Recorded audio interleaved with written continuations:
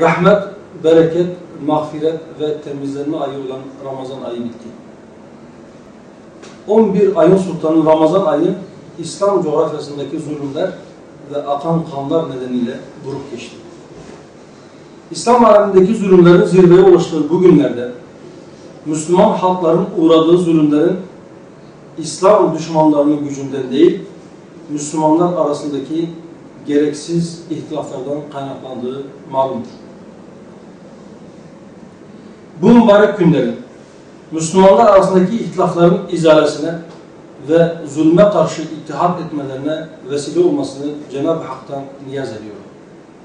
Bu düşüncelerle İslam aleminin mübarek Ramazan bayramını tebrik eder, bayramın memleketimizin huzur, kardeşlik ve barışına, ayrıca zulüm altında inleyen İslam dünyasının uyanışı ve kurtuluşuna vesile olmasını Yüce Allah'tan niyaz eder.